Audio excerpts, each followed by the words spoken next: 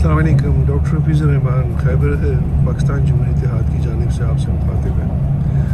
आज एक बहुत ही अहम मौजू पे आपसे बात करनी है और वो ये है, जो मौज़ूआत हैं हमारे पाकिस्तान तहरीक इंसाफ के बारे में, पाकिस्तान मुस्लिम लीग नून के बारे में और पीपल्स पार्टी के बारे में। देखिए, बात ये है कि अगर आप इन पार्टियों को देखें तो इनके अपने यहाँ कोई असूल ही नहीं। मिसाल की बात आप पीपल्स पार्टी से हम शुरू करते हैं। जब कसूरी साहब को मारा गया तो उनके बरखुरदार ने रात 3 बजे ही FIR दर्ज कर ली थी भुट्टो के ख़िलाफ़। तो क्या उस वक्त के वज़ीर-ए-आज़म को नहीं चाहिए था कि वो जब ये FIR उसके ख़िलाफ़ दर्ज हो गई तो वो इस मुकदमे में, इस FIR के ख़िलाफ़ कोर्ट में जाता और अपने आप को पेश करता? वो क्यों इंतज़ार करता रहा? उसने FIR को दबा दिया, उसने पुलिस पे असरअंदाज हुआ और ज़िया-उल हक़ का इंतज़ार करता रहा कि ज़िया-उल हक़ जब आया तो उसने उस FIR की बुनियाद पर मुकदमा शुरू किया। चाहिए तो ये था कि अगर भुट्टो में किरदार होता तो वो ख़ुद पेश हो जाता। तो जब आप दूसरी हुकूमतों में फिर आप उसको सियासी रंग दे देते हैं। इसी तरह अगर आप नवाज़ शरीफ को ले लें तो नवाज़ शरीफ ने जब अकामा में की बुनियाद पे तनख्वाह ली और तनख्वाह का इंदराज हुआ कागजात में, तो उसको फिर अपने कागजात में क्यों नहीं ज़ाहिर किया? तो जब ज़ाहिर नहीं किया और उसको अकामा की बुनियाद पे निकाल दिया गया तो उसने कहा कि मुझे क्यों निकाला, उसको उसने सियासी रंग दे दिया। इसी तरह पाकिस्तान तहरीक इंसाफ को ले लें कि आज जब इनके तमाम के तमाम सूबों से अनअपोज्ड यानी बग़ैर इलेक्शन के, बग़ैर इंतखाब के जो इनकी काबीना बनी KPK में, सिंध में, बलूचिस्तान में और पंजाब में और मरकज़ी सतह पे, यानी ये तकरीबन ना हो तकरीबन 100 के करीब ओहदे बनते हैं और इन 100 ओहदों पे कोई भी इंतखाब किए बग़ैर मुंतखब नामज़द हुए लोग। तो सुप्रीम कोर्ट में आज ये सवाल उठा कि जनाब 100 के 100 में एक बंदे ने भी इलेक्शन नहीं लड़ा, तो फिर इलेक्शन तो ना हुआ।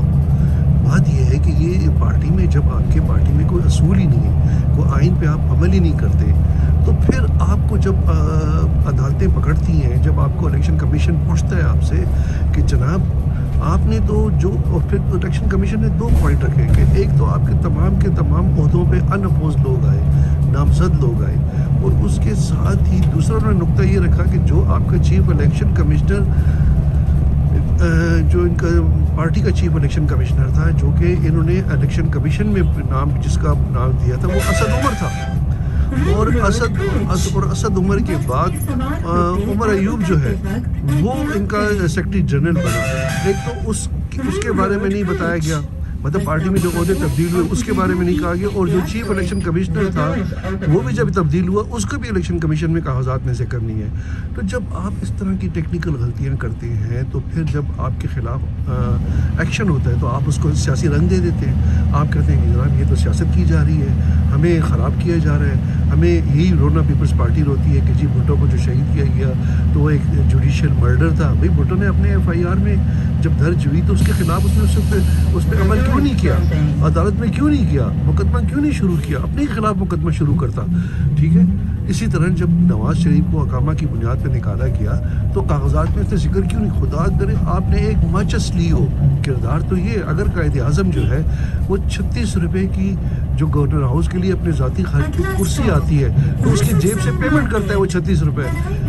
ठीक है कि जनाब ये कुर्सी मैंने अपनी ज़ात के लिए मंगवाई है और अपनी ज़ाती इस्तेमाल के लिए मंगवाई है, तो उसका बिल 36 रुपये बन रहा था, वो उसने अपनी जेब से दिया। जब लियाकत अली ख़ान का कत्ल हुआ तो लियाकत अली ख़ान की जब शेरवानी खोली गई, हटाई गई, तो फटी हुई बनियान नीचे थी, कमीज़ भी नहीं थी, बनियान थी शेरवानी के नीचे, और उसकी जेब में 35 रुपये पड़े हुए थे। ये उसका कुल असासा था। भाई आप अपने रहनुमाओं, जो आपके रहनुमा गुजरे, उनके किरदार के मुताबिक आपके किरदार नहीं है। आप लोग 2 नंबर हैं, आप लोग 2 नंबरी रहनुमाई करते हैं, आप लोग की, आपकी पार्टियां 2 नंबरी हैं, आपकी क़यादत 2 नंबरी है, आपकी रहनुमाई 2 नंबरी है।